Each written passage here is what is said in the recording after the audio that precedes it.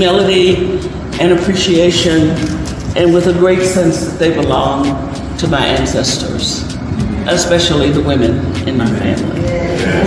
Thank you.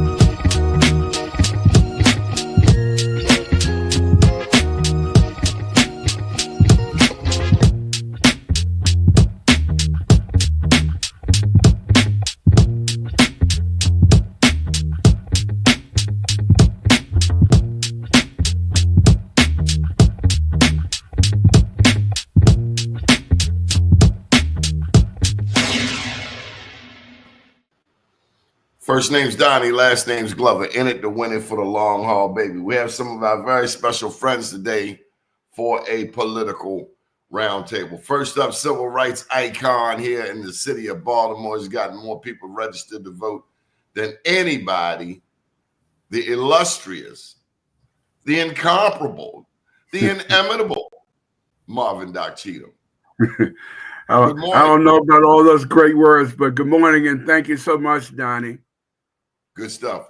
Also joining us is author, serial entrepreneur, Baltimore City resident, and he went to school. He went to high school just around the corner from you, Doc Cheatham, at the one and only George Washington Carver Vocational Technical School. Alexis Coates, how are you, sir? Good morning, Doni. How are you? Good, good. Doc, how are you doing? Yeah. I don't think he heard you, Lex. Good morning, Doc Cheatham. How are you? Good morning. No, I didn't hear you. I'm sorry. Good morning, and to the Carver Bears. Thank you very much. Thank you. Yes. So, Doc, how have you been dealing with life since the election? Are you a Trumpster? I'm not a Trumpster. I'm not a harasser. I'm none of the above, but I was very much shocked with the results. Why? Didn't you see the black men out there calling that lady a garden tool? I saw them with my own eyes. Black men were calling that lady names in the name of misogyny and Donald Trump. Well, sadly enough, Doni, in my neighborhood, I live in West Baltimore, the overwhelming majority of our residents are either not registered to vote or did not vote. And that's been one of our biggest challenges in our neighborhood. You know, we have a lot of challenges here. We have the largest number of former felons. We have the largest number of drug rehabilitation centers. We have the largest number of believe it or not, sexual predators all in this area. So it's real challenging, but, you know, I don't mind admitting I was unfortunately surprised, but I really think to some degree, the Democratic Party's got to blame itself. AlexisCoates.com. How have you been coping? Are you a Trumpster? And it's okay. This is a safe space. We're not gonna judge you. I didn't see you on the videos out there calling that lady H-O. It's a safe space. H-O-E. I was as surprised as everyone was on the win. Now we have to adjust and accept where we are and move forward. It's not, I don't know if it's the ideal situation, but it is what it is. Now we have to play the cards dealt to us now. Is this a democracy? Okay, is this a democracy or a republic? It's still a democracy. And I say republic. It's still a republic. It never was a democracy. You said it never was? Not when they brought that electoral college into play. Yeah. Yeah. In a democracy, the majority vote wins. So Donald Trump would have never been president if this were a democracy. George Bush would have never been president if it were a democracy. Is that right, Doc? Yeah, when you look at the election procedures, that's correct. Why is it a republic? Well, I would definitely say it's not a democracy when you look at the conditions that we are challenged with here in the United States and in our various states. It is very discriminatory. I guess the conditions that we are in today, economically, I don't know of anyone that financially has been doing better since the last 4 years. I think the challenges that many of us have experienced have been very financial, and I think that's one of the failures of the current administration. Yeah, to create more entrepreneurial opportunities and as they really talk about, it's real that the grocery store prices are rising, prices are a little bit higher, and that's going to have an effect on how somebody chooses who leads the country. And if they're not comfortable with where we are now, people are going to seek change at some point. And I guess that's what they thought with giving him 17 million more votes. They want a different look at this thing. So how is it that people seemingly voted against their own interests, women and Latinos in particular? Well, I would say this. I can only speak for myself in my own neighborhood. I don't really support any of the elected officials that we have because from my vantage point in my area, and I'm the biggest community in Baltimore City with 36,000 people, all of my elected officials have failed me, be it the United States Senate, United States Congress, the state delegate, the state senator, the councilman. I give all of them a failing grade, all of them when it comes to what they have done and not done for this challenging community. Well, Doc, you know your North Avenue just got $28 million from Governor Westmore by way of Antonio Hayes. 17 million this year, 11 million last year. I'm sad to That's say, the I would West say North the Avenue hell with Senator Antonio Hayes. The injustices that he has brought upon my community, the things that he has lied about, he's an embarrassment to us. Yes, he might be doing stuff at North Avenue, but I had 50 vacant houses just on North Avenue. Just on North Avenue, 50.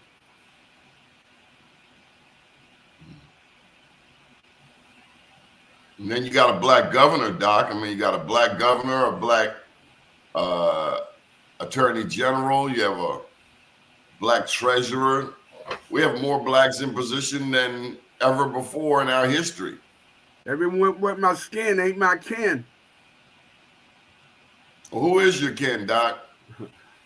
My neighbors that I fight for every day. Every day. Unless it's raining or snowing, I'm in my neighborhood and in my park and playground every day. That's a part of my rehabilitation from my stroke, is to be in my park cleaning it up. The death of the DPW worker was at my park Friday. Wow.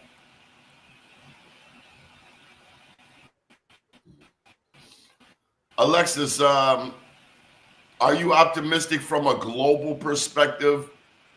Because it's my understanding that people overseas were wishing for Trump. A lot of people overseas in other countries.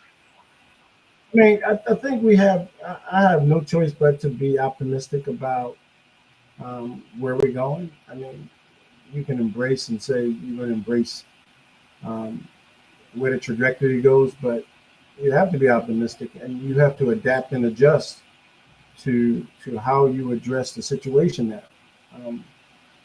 Is it a perfect situation? No, it's not a perfect situation, but you have to adapt and adjust now.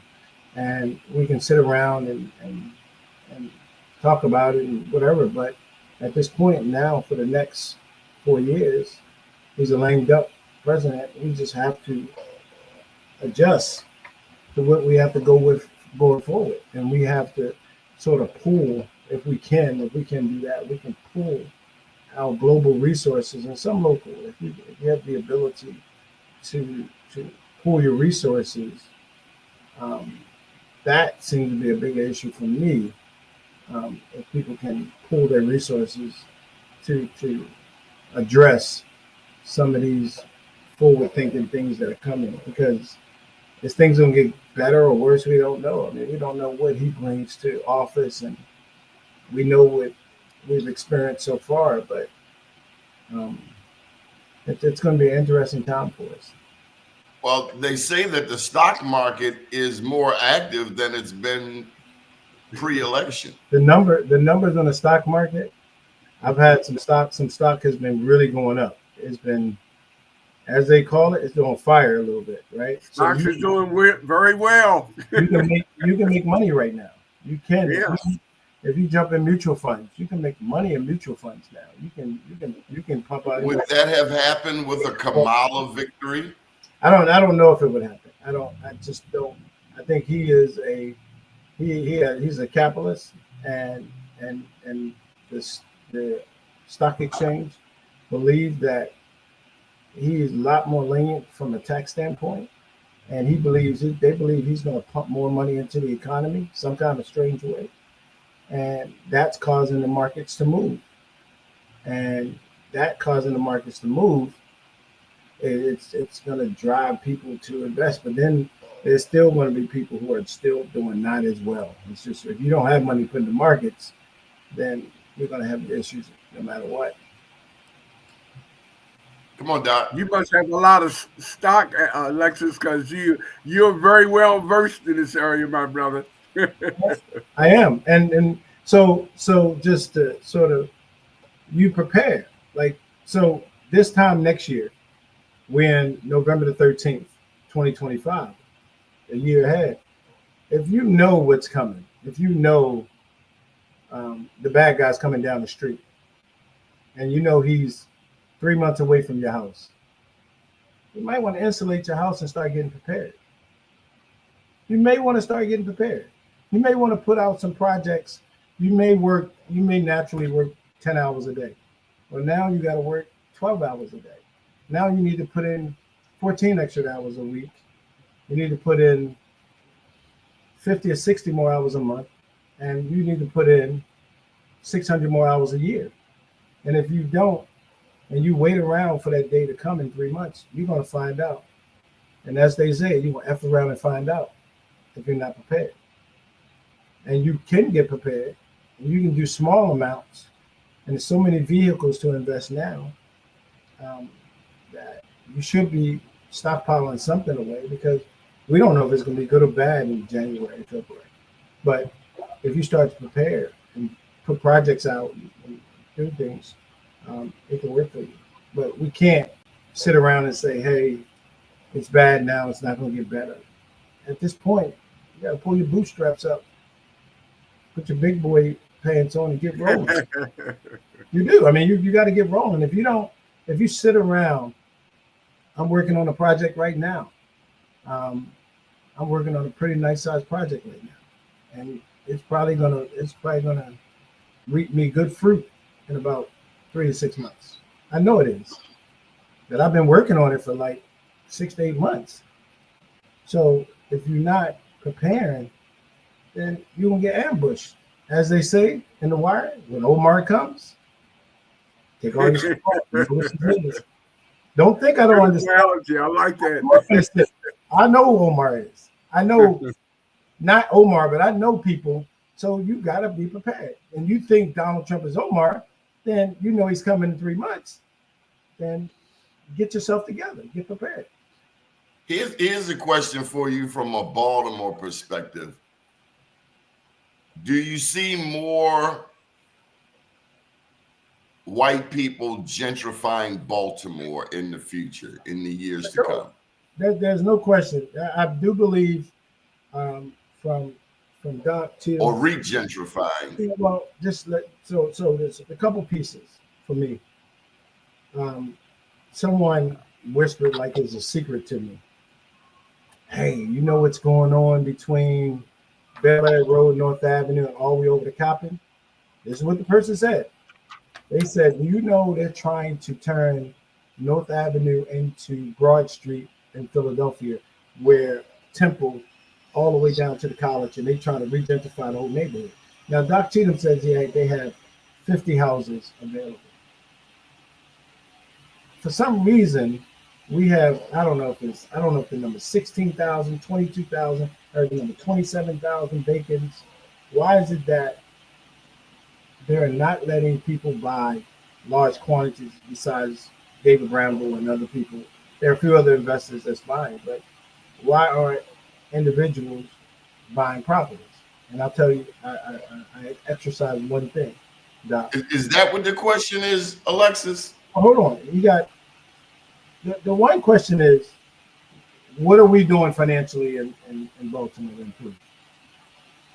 You can't sell me a house on North Avenue and have expectations that, and I've talked to 3 developers, and we wanted to get some houses, that you have to put anywhere from $90,000 to $140,000 in the house. That don't even make sense. Most people don't even know. Developers can barely manage contractors. Do you think just a layman person can manage a person spending $90,000 to $120,000 to redo a house? So you have to let some really experienced people come in, clean the neighborhood. Is it regentrification? Yes. Are people going to be walking around with puppies? Yes. It's going to happen. You can act like you don't want it to happen. You better buckle down, or you're going to F around and find out come January. I promise you, you're going to F around and find out if you don't get it together. And Doni, your question, just to go back and make sure I answer your question. White people regentrifying Baltimore. And I'm not talking about Roland Park. I'm not talking about Mount Washington. I'm not talking about Towson. I am talking about West Baltimore. 21214. Baltimore and Warwick. Fulton Avenue. Places that there are real issues. There are opportunities for people to do things, but how many of us actually come together and try to pull this off? I mean, how many people are really pulling their money together? And I'm talking about pulling $5,000 together with each person putting up $500 or $2,500 and trying to buy a house and fix it up. Or are we sitting around still talking about how bad the shit was 3 years ago? I don't give a shit how bad it was 3 years ago. Guess what? You understand history, and that's great. That's great you understand history. But what are you going to do when Omar comes in January? Guess what, Doc Cheatham? Yes, Omar's coming. He's coming in January. Now, you can sit on the steps and wait for him, but he got a trench coat on. He's just trying to keep warm, though. He ain't got nothing under it. But he's coming. So we need to prepare. We need to prepare ourselves and put projects out to prepare ourselves. Okay, let me get back to the question. Doc, do you see Baltimore being re-gentrified by more white people in the years to come? They say that Baltimore is the remaining East Coast city, the last one to gentrify or re-gentrify. And we're essentially talking about this city, the home of segregation, going back to the days of 1910, when then Mayor J. Barry Mahul came up with the ordinance because of Roland Park's feelings of inferiority or superiority or whatever the hell they were going through, that blacks couldn't move into white neighborhoods and whites couldn't move into black neighborhoods. Now, I say this pose this question at a time when Fox 45, now they've been very quiet over the past 6 months, but over the past 3 years, they've talked about the squeegee kids every damn broadcast. But now that Mayor Scott has put that situation to rest, not in my neighborhood. Not in my neighborhood. Time out. No one is talking about what's happened since Freddie Gray in terms of this new non-black demographic of addicts in the black community. So where do you see this? Do you see them in your neighborhood, non-black addicts? I would say since 2018, we have averaged, we're the largest neighborhood in Baltimore City. We got 36,000 folks, whether that number is realized by folks. We have averaged 3 fires 7 years in a row, and they've come from the addicts from Penn North that have come down here, both white and black. They start fires, they leave the buildings, and if folks want to go, they can go back and see. We have TV interviews that we've done. We tried to warn the city. We had 363 vacant houses. And we have the addicts, and this is by somebody senator named Antonio Hayes that has not addressed this since he's been a senator. These folks are coming into our neighborhood. We are averaging 3 fires a year, and it's being done by the vagrants, and many of the vagrants are the unfortunate black and white that are coming into our neighborhood, going into the back of the houses. And this is one of the major challenges we've had for 7 or 8 years. And it's not getting better, it's getting worse. Yes, there's a gentrification taking place, but in my neighborhood, we were in 1945 predominantly Jewish. In 2024, we are predominantly black.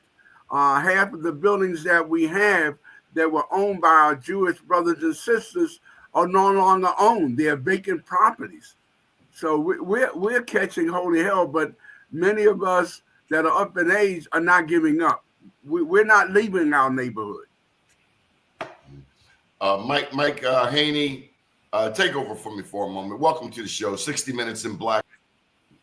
Hey, well, first of all, Doc and Alexis, man, real good to see you. And Good what to a see you as well, my brother. really good to see you, Doc. Doc, I got to tell you, you're a power example. You never get tired. You never get tired.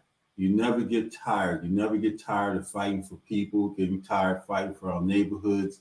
It's almost emotional to see the energy and efforts that you put in. And I just want to acknowledge that, right? And I'm listening to you and Alexis talk about gentrification, because who wants concentrated areas of poverty, right?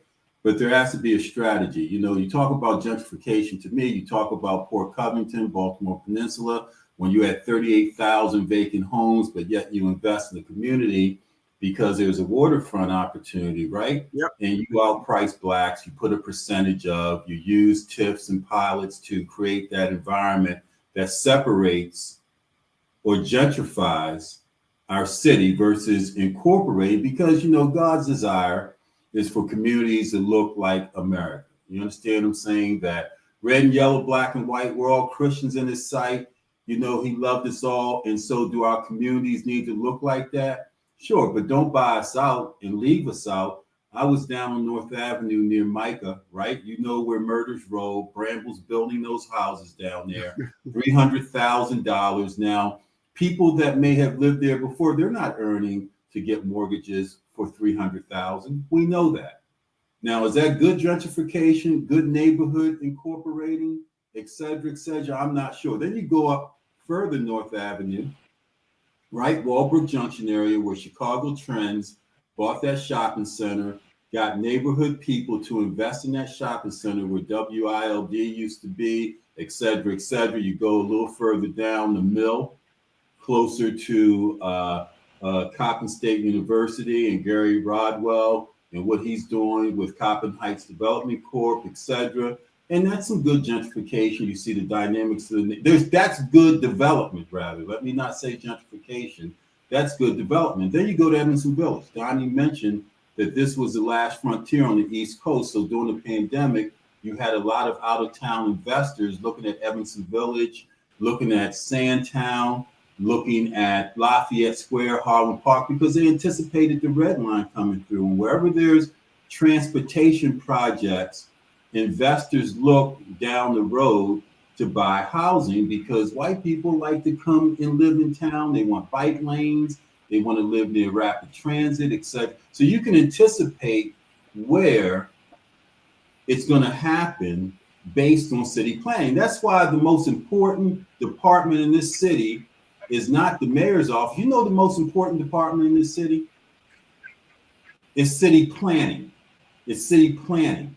That's the part in the department that we don't quite understand, that they're making moves 20 years from now, right? And by the time they have hearings for us in our neighborhoods, the ship has already left the dock because they already planned for this move to happen while we were sleeping and didn't know.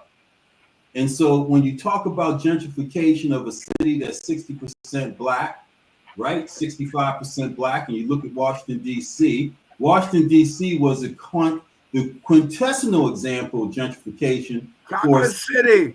It was Chocolate City, but just got electoral votes in 1963 because it was designed on a plantation model. Because it was designed as a plantation, a working plantation, so that Blacks could support the federal government, giving them good jobs, etc. DC was never designed to be anything other than a plantation model. But you see now it's less than 50%. It was as high as 80% because of the transportation project. But that's what I want to say, that I see your fight for playgrounds, I see your fight for amenities in our community, et cetera, et cetera. We have to figure out what non-concentrated pockets of poverty look like that make our neighborhoods thrive with all people living together. And Edmondson Village and Walbrook Junction may be indicative of what that could look like with us still having ownership stake in these communities. Well said. I know I said a mouthful, Doc, but well said. You inspired me, man. But let's make sure we watch Baltimore Peninsula, because they may have wanted to shorten the council to give them 3 or 4 council seats in the next 10 or 15 years, right? Because that's going to become a whole different dynamic than we can imagine. And they're setting us up with these little lollipops and Christmas tree decorations, distracting us from what's really happening in terms of an infrastructure build of political systems that are going to be sustainable. It's going to be interesting to watch Baltimore Peninsula and what happens in the center of power move out of central Baltimore over there with Kevin Plank and his cronies. So you did say a mouthful. You mentioned the reduction of the council. Is it possible, and Terrence Dixon, welcome. Come on in and join us. Check your email. Is it possible that the reduction of the city council numbers coupled with term limits is designed by Sinclair's owner to reduce political representation in the Black community in Baltimore, Doc? Well, I would say this. One, I say this in a kind way. 95% of us talking about elections don't know a damn thing about elections. We have no experience, no history, but we all got these opinions based on no knowledge and no history. There are 4 things that we looked at 10 years ago, and there are 2 of them that have come about already. One won and 1 lost. There are 2 more that needs to go. Yes, we need to deal with term limits. Yes, I supported that. Yes, I supported and lost with the reduction. There's no city or county in the United States that has as few registered voters as we do in Baltimore City that has this many elected officials. You can't name me a city or county that has this smaller population and has this many elected officials. But there are 2 more things we need to go to deal with. And folks who don't know elections need to be looking down the road what we need to do with the elections. We need to deal with trying to recall some of these folks, they're going to get elected for 4 years, and all of the council people threw in money to make certain that we lost that bill, which I'm a loser. But we need to be able to recall them now. And the other thing that we need to do, Baltimore City is never going to change being a Democratic city until we change the election structure. We need open primaries in Baltimore City. Otherwise, you're going to have Democrats till we die. Do independents actually have a chance? Otherwise, No, not unless we are able to enable voters to vote on candidates in primaries, which is the only way. Whether it be a Green Party or Independent, your Moja Party, they are all going to continue losing if we don't change how we do our primaries here. We're a Democratic city. We're proud that now we might be the most Democratic voted state in the United States, next to only one other state. And I tell folks, what y'all think y'all know about elections, you don't know a damn thing about elections. You don't have a history. You have not studied. well, here's some history. Judge Joe Howard was the first Black elected citywide in the city of Baltimore, correct? That's correct. And over the past 60 years, Blacks have increased their numbers in terms of political representation, right? Yes, sir. So when Question P came about, where we had 6 3-member districts, weren't we getting more services? Didn't we have more access to political representation from City Hall? In the majority of communities, today, we're not getting the services. Isn't it because one person has all of these people to serve? Well, let's put it this way. I served on the commission with Ricky Spector, with what's the guy, the delegate that died that was also a councilman. I forgot the brother's name. Harris? No, but he passed away just a couple of months ago. We all served on that commission. Melvin Stooks. We served on that commission, and we looked at it mathematically. We looked at it in the sense that, and it was also the president of the League of Women Voters, God rest her soul, she's gone as well.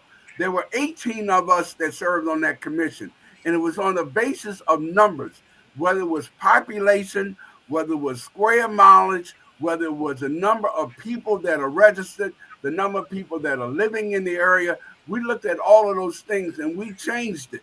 Now, we really wanted, the 3 of the folks that are no longer with us, we really wanted a double represented district, but we ended up, compromising, and we went with 18, and from 18 to 14.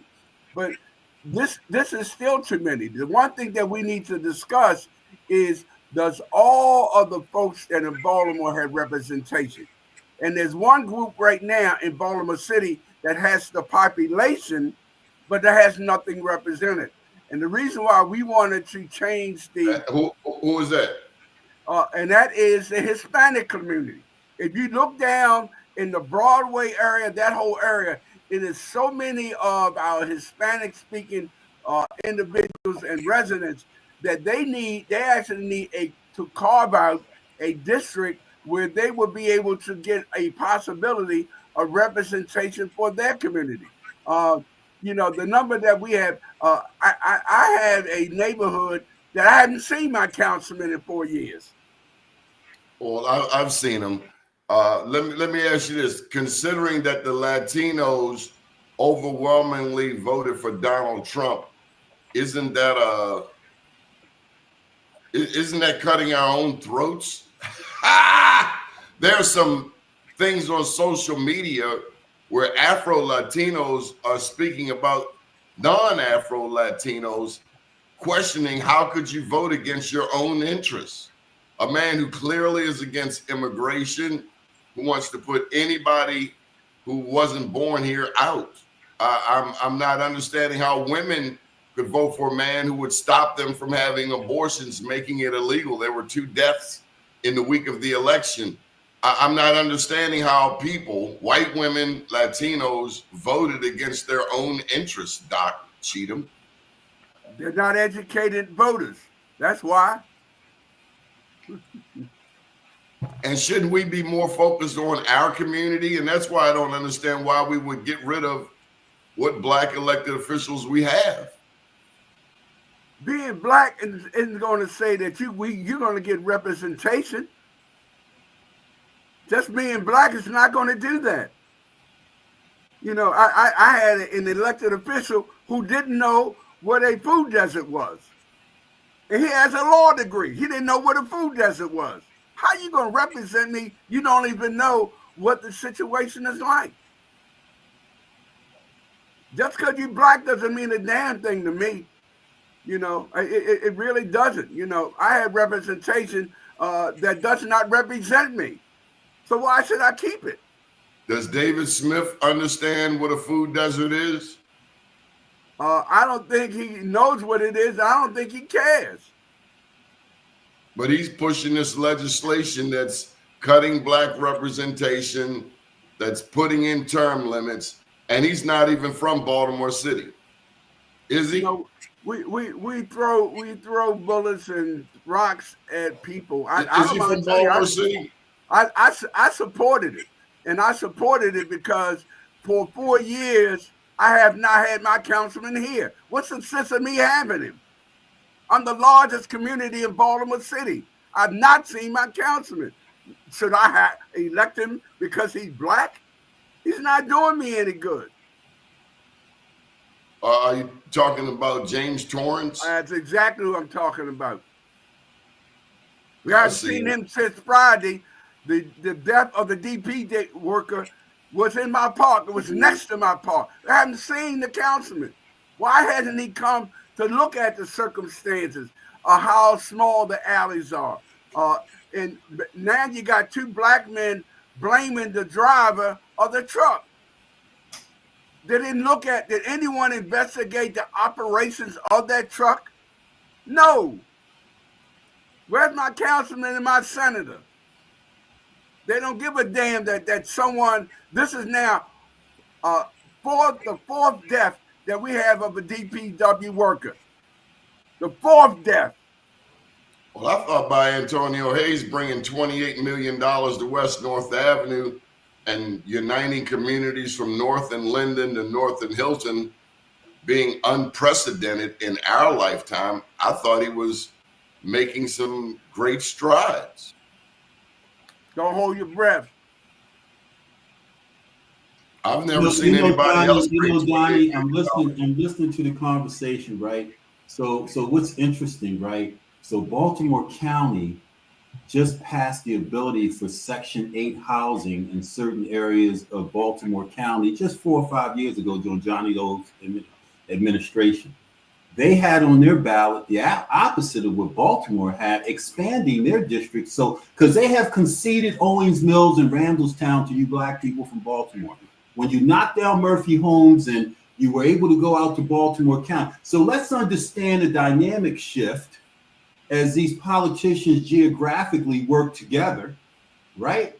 To expand what Baltimore looks like. So cut down the Baltimore City Council, right? David Smith could give a darn whether they pink, purple, or blue as far as I'm concerned or see it. So now Baltimore County approved the expansion of council representation just for the expansion of Black people to be there, because Black people are going to be leaving Baltimore City because white people are coming in. It happens all the time. Read the book, Not in My Neighborhood, and see how we go back and forth every 20 or 30 years when housing becomes dilapidated, bought at a lower price. They move in because they want to be around transportation, and we move back out in the suburbs because we think their ice is cooler out there.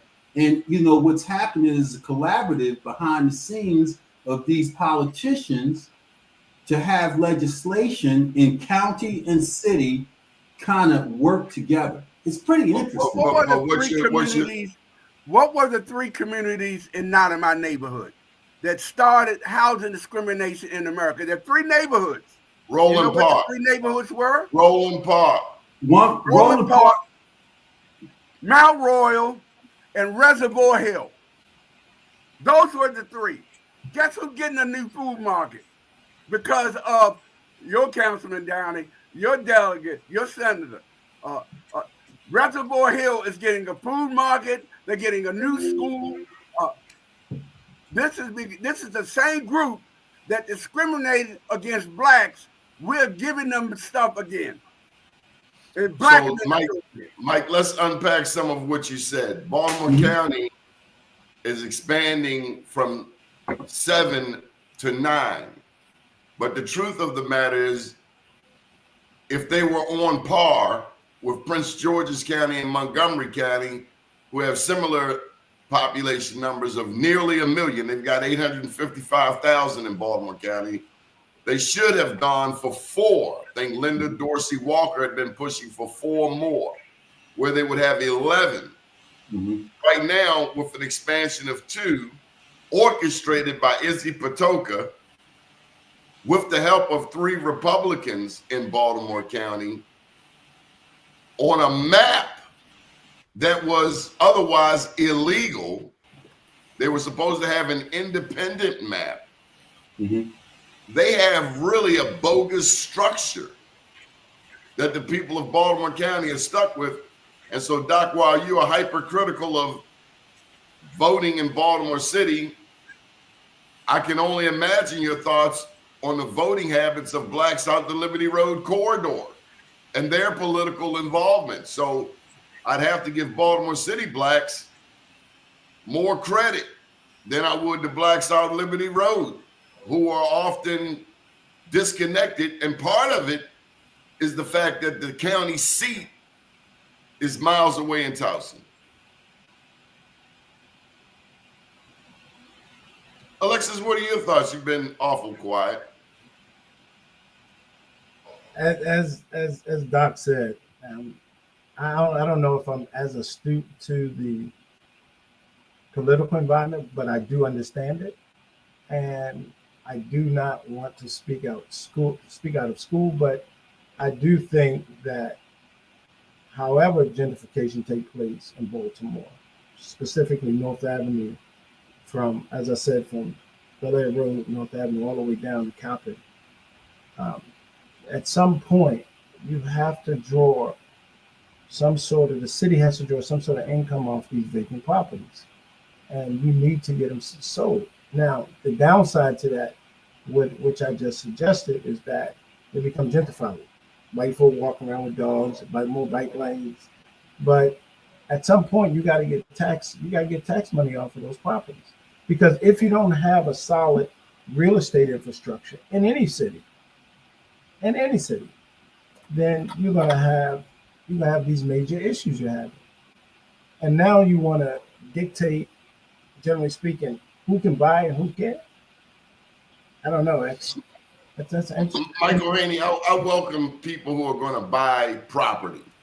What I do not welcome is the influx of additional addicts from Harford County, Carroll County, and elsewhere who come here buying dope. I love homeowners, but it's the people that I see walking in my alley at 11 o'clock at night like there's nothing wrong with it that scare the hell out of me. But Doni, my car north of Mount Royal real liberally, like they have the right to come up to my car and ask me for change when no one said a damn thing about them, but they were talking hella mad about the squeegee kids that you rarely even see today. Big ups, Brandon Scott. So let's talk about David Bramble. How did he do in this election? Did he get to run the harbor, Mike? Yeah, it appears as though it passed.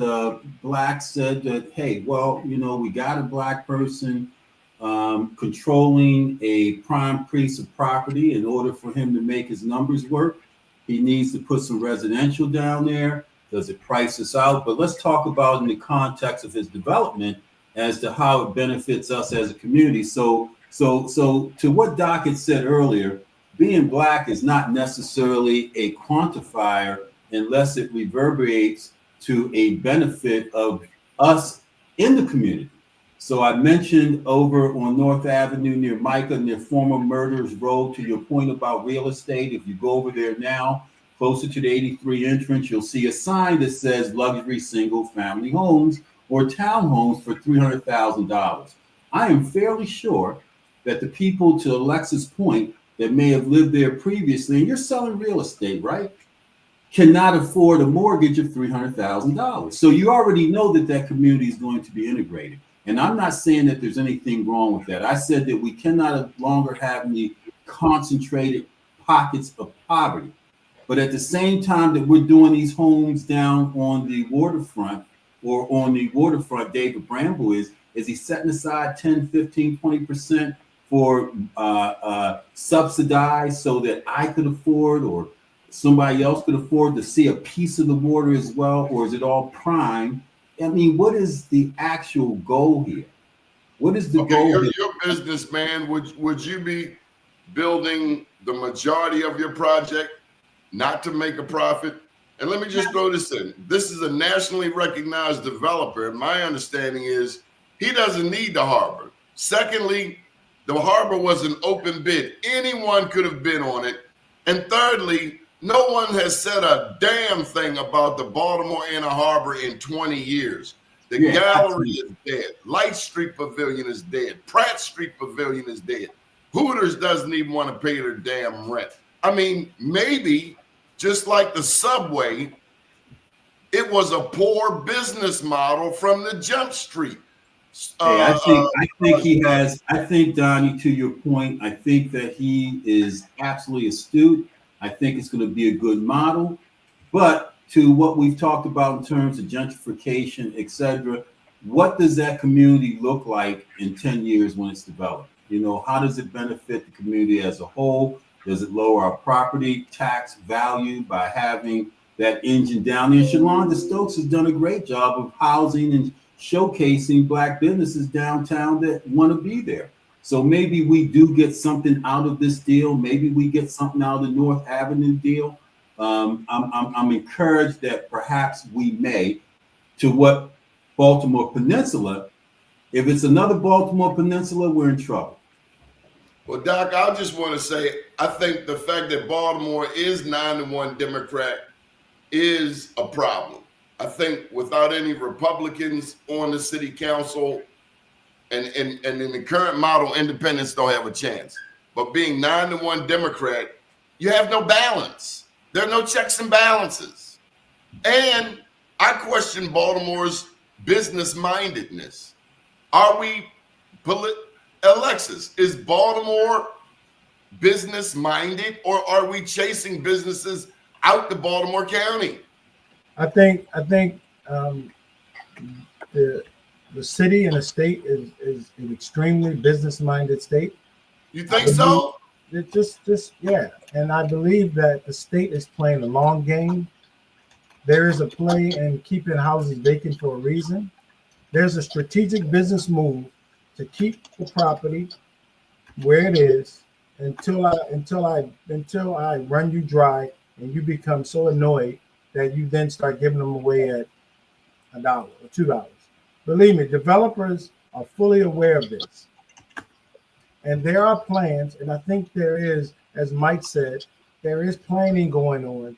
There is structure going on that they will transition this city to some sort of gentrified neighborhood, whether you like it or not. And guess what? Welcome to Owens Mills. You can come on out and join the here. For Baltimore City, for all intents and purposes, do not, under any circumstance, underestimate that we're not working off of a full-blown plan right now. It may look chaotic. It may look like nothing's happening, but somebody's working off a full-blown plan. People just don't randomly don't show up and support somebody's death or support vacant houses. It's a play. Somebody say, hey, do me a favor. I'm going to need you to keep the media down on this one. Let it flow over, let it go away. We need to end up owning that real estate. So to answer your question, yes, the state is an extremely business-minded. The city is an extremely business-minded city and state. I'm sure there's some sort of undertone plan going on that's controlling this. Clearly, it doesn't involve us. And Doc, I'd have to agree with you. Michael Haney wanted to thank you. But I see Baltimore as anti-business.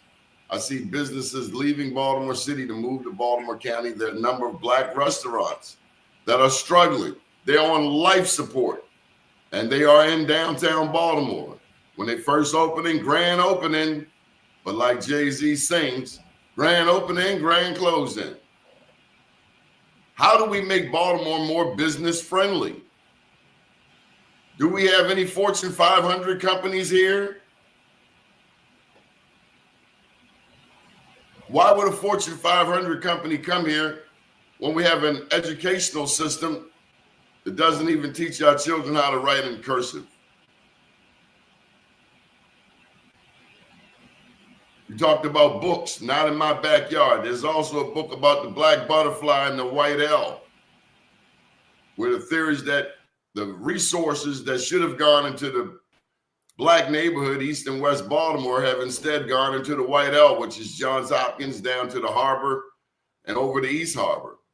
Where's the investment in our community, Doc Cheatham?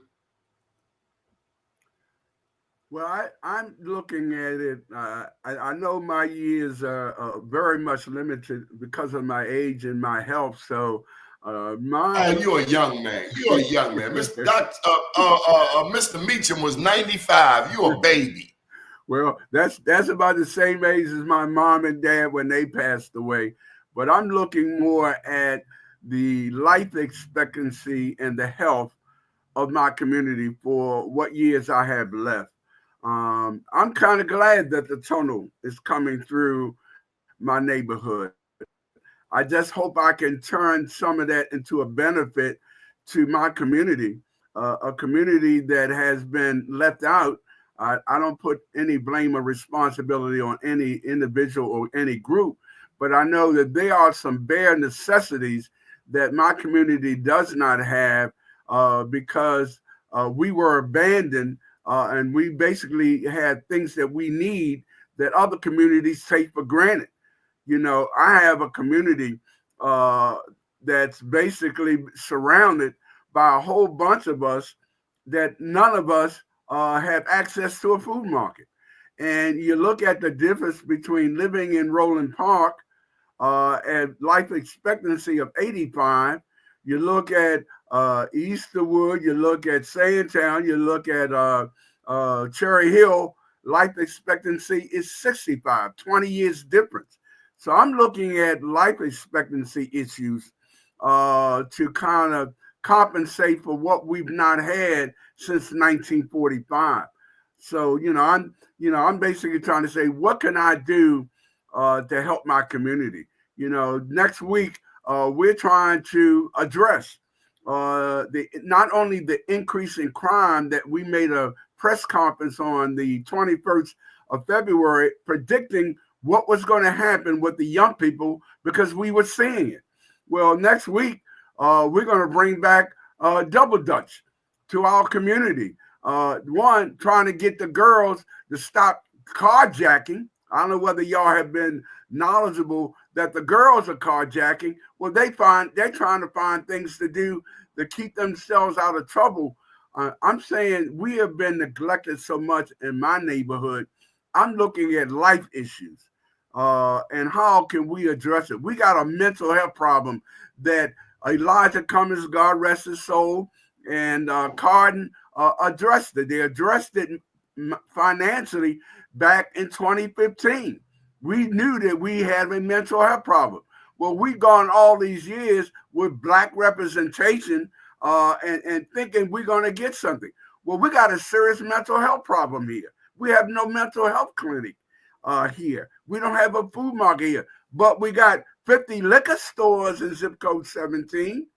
We got elected officials that do not know how our neighbors are going on day to day because they don't give a damn. They don't live in our neighborhood. And God rest Elijah's soul, on 2015, when we had the Freddie Gray riots, I challenged Elijah that he had not come into my community. Guess what? He and his four people came here. We had a bet. It was a big bet. I bet him a soda. He bet me a soda. My payment was he gave me a case of sodas because he admitted he's not even been in my neighborhood, been all around it. And that's the same thing I can say about my senator, the same thing I can say about my councilman. They don't know this damn community. And we are the largest Black community in Baltimore City. So why don't you engage James Torrance? I last met with James Torrance April of last year during the mayor's cleanup. And I had him and his representatives come to our park and playground because we needed to bring a fruit and vegetable area to one half of our entire block of 1500 McKean. And I said, the only thing I really need for you to do, Councilman Torrance, is we need water.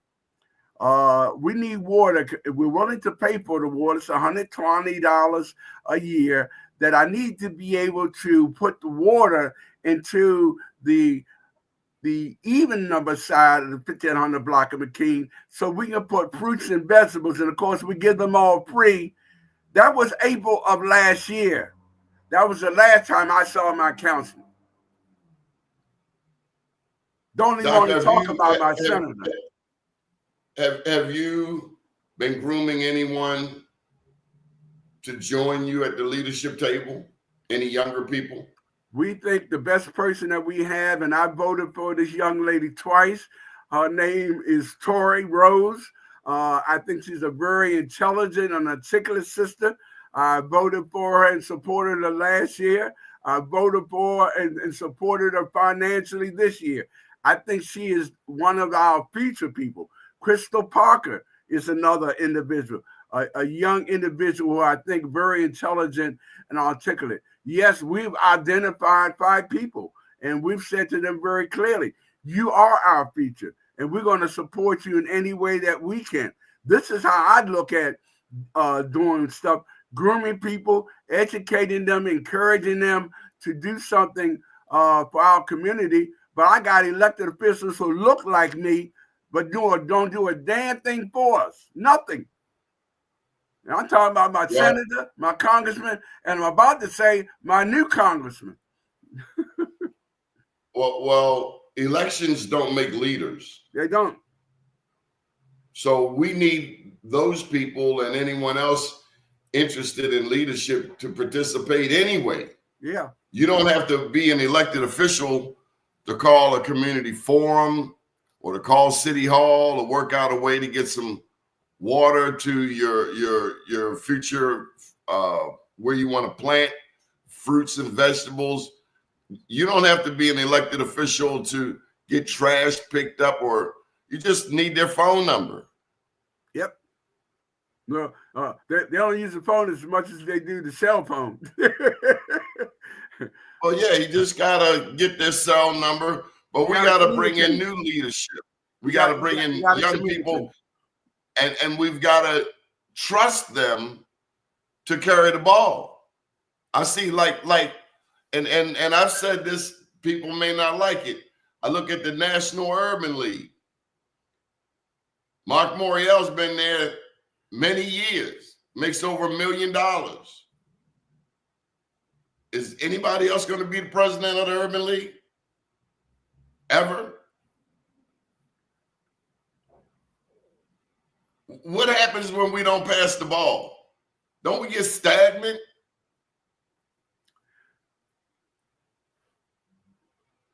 I haven't heard a word also since we got here. We almost done. I got to get this question in. What in the hell is happening with the NAACP in Baltimore? And in the national headquarters here in Baltimore? Now, that's something I haven't heard today. I did see Kobe at the Urban League Gala. Happy 100th to the Greater Baltimore Urban League. Any thoughts on that, Doc?